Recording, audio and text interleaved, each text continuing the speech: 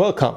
It's Facts You Don't Know. If it's your first time here and you want to find out new facts that will definitely make you smarter and more, and first make sure to subscribe and activate the notification bell so you don't miss anything.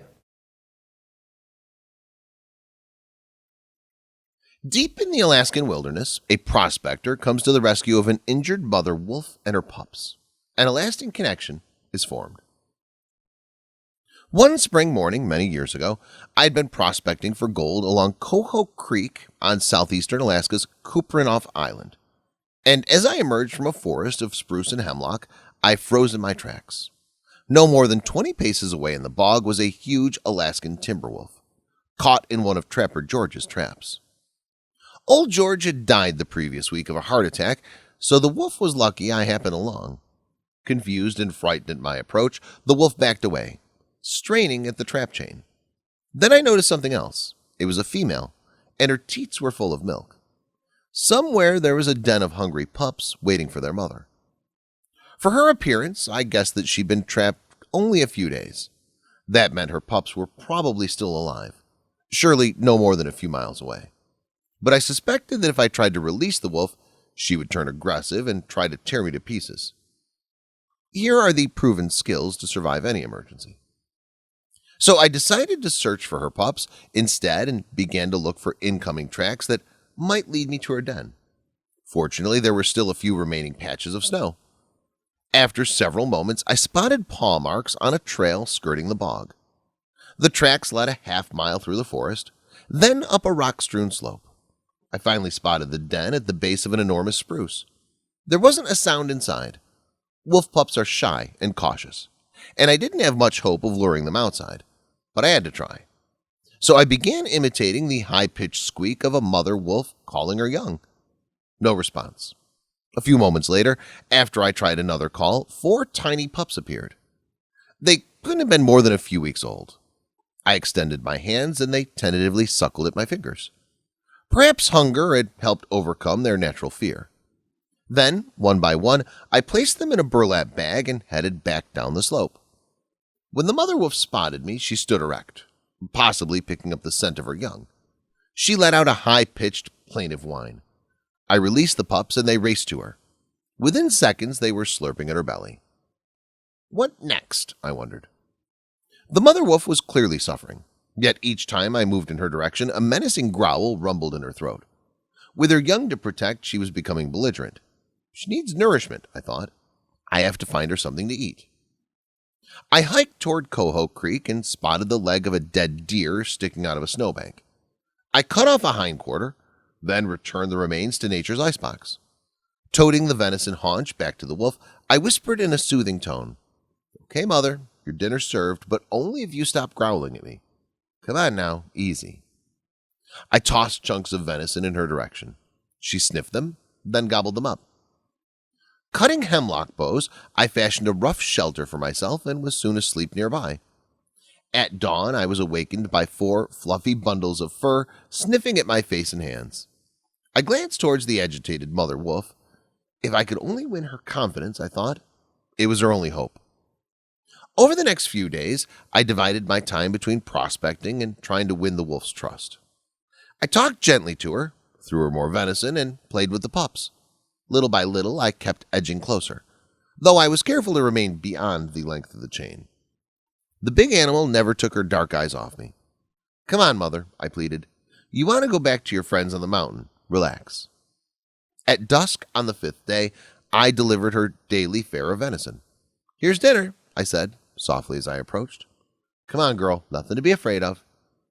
Suddenly the pups came bounding to me. At least I had their trust, but I was beginning to lose hope of ever winning over the mother. Then I thought I saw a slight wagging of her tail. I moved to within a length of her chain. She remained motionless. My heart in my mouth, I sat down 8 feet from her. One snap of her huge jaws, and she could break my arm, or my neck. I wrapped my blanket around myself and slowly settled onto the cold ground. It was a long time before I fell asleep.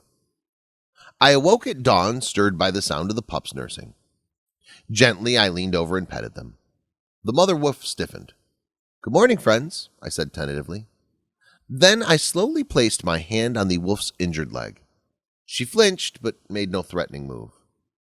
This can't be happening, I thought. Yet it was. I could see that the trap's steel jaws had imprisoned only her toes. They were swollen and lacerated, but she wouldn't lose the paw, if I could free her. Okay, I said, just a little longer and we'll have you out of there. I applied pressure, the trap sprang open, and the wolf pulled free. Whimpering, she loped about, favoring her injured paw. My experience in the wild suggested that the wolf would now gather her pups and vanish into the woods. But cautiously, she crept toward me. The pups nipped playfully at their mother as she stopped at my elbow. Slowly, she sniffed my hands and arms. Then the wolf began licking my fingers. I was astonished. This went against everything I'd ever heard about timber wolves. Yet strangely, it all seemed so natural. After a while, with her pups scurrying around her, the mother wolf was ready to leave and began to limp off toward the forest. Then she turned back to me. "You want me to come with you, girl?" I asked. Curious, I packed my gear and set off. Following Coho Creek for a few miles, we ascended Kuprianof Mountain until we reached an alpine meadow. There, lurking in the forested perimeter, was a wolf pack. I counted 9 adults and, judging by their playful antics, 4 nearly grown pups. After a few minutes of greeting, the pack broke into howling. It was an eerie sound ranging from low wails to high-pitched yodeling. At dark, I set up camp. By the light of my fire and a glistening moon, I could see furtive wolf shapes dodging in and out of the shadows, eyes shining. I had no fear. They were merely curious. So was I. I awoke at first light. It was time to leave the wolf to her pack. She watched as I assembled my gear and started walking across the meadow. Reaching the far side, I looked back. The mother and her pups were sitting where I had left them, watching me. I don't know why, but I waved. At the same time, the mother wolf sent a long, mournful howl into the crisp air. 4 years later, after serving in World War II, I returned to Coho Creek. It was the fall of 1945.